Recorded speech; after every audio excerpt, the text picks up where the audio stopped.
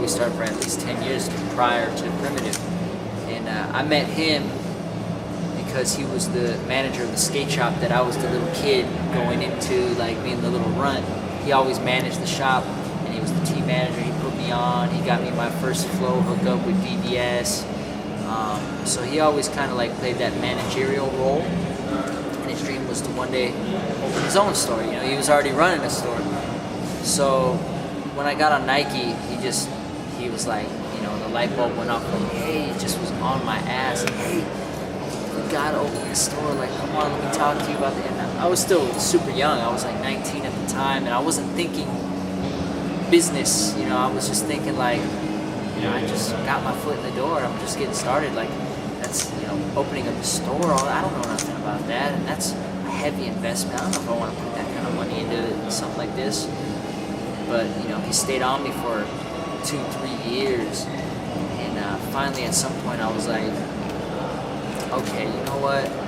Maybe I should think about life after skateboarding and setting myself up and kind of getting together. And so we just sat down, we talked about ideas. He had these old notepads that he was taking notes in for years since he was in high school, of ideas of what he would do if he opened a store, how he would want to do it and everything. So, you know, I knew he knew how to run a store. I knew he knew what was the cool products. And we put together a small little team, and we went to it, man. And, you know, about 2 or so years later, we had the store open. So no, it was never something I was never thinking of early on. Well, when it comes to that stuff, to be honest with you, my best input is to not put input. Because you gotta know what you're good at, and you gotta equally know what you're not good at. You know, I trust Andy and Jubal's creative eye and ideas, and they have a good pulse on the culture.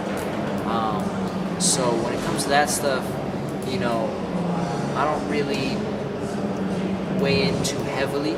You know, I'll say my opinion if I really don't like something, but for the most part, man, when it comes to the creative direction, I kind of stay hands off. It was never the intention to expand soft goods into hard goods. I was happy, you know, at my sponsorship with Plan B, but then I got to a point where like it just hit me like a light bulb. Like, man, what am I doing? I'm totally missing a window of opportunity right now if I don't capitalize. So I ended up quitting Plan B without really knowing exactly what I was going to do. That's when I was riding the gold boards. I was just riding it because I thought it looked cool, and it kind of stuck, and then I stumbled upon this idea. Like, I was just spray painting boards, all different colors, white, black, whatever, but the gold spray paint for some reason seemed to go on the smoothest. Like, didn't have like puddles, and it didn't stay, like spray paint kind of like stays sticky, and the gold paint just went on smooth. It dried good, everything, so I had no problems with it. And then I liked how it looked, and I would Instagram it, and kids would be like, those are sick, you should make that. And like, slowly but surely, like more and more attention was drawn towards it, and I just stuck with it. I was like, oh, this is cool, I'll just stick with it, you know. At first I was like, maybe I'm just gonna do my own small brand separately, and then I was like, wait a minute, what am I doing? I have infrastructure already, a warehouse, shipping capabilities, like, so I sat down with Andy and Jubal, worked it out. It was a smart move. Tough decision to leave Plan B because of how close and tight-knit we were, and how much camaraderie we had and the history we had. I was with them for 8 years. You know, the reason I left was because I saw a window of opportunity in the lifespan of my career, and if I didn't capitalize now, then I would miss the boat. So we left on good terms. It was nothing, obviously not personal. I wasn't originally planning on ever doing that, leaving them, but when the idea struck me, it just was so strong to ignore. It was such a strong passion to figure it out that I couldn't ignore it. I couldn't just, no, I'll just stick it out with Plan B, and just, because I was fine. I was happy there. Everything was good. We were working on a video. You know, a lot was going on, but just out of something inside me was like, just do it now. You gotta do it.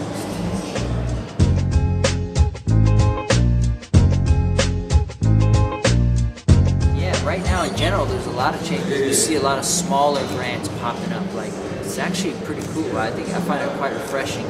Skateboarders finally were in an era where there was originally the few were kind of entrepreneur minded, but now I feel like it's becoming more of like a common thing where everybody's kind of like getting the bug, you know, the entrepreneur bug.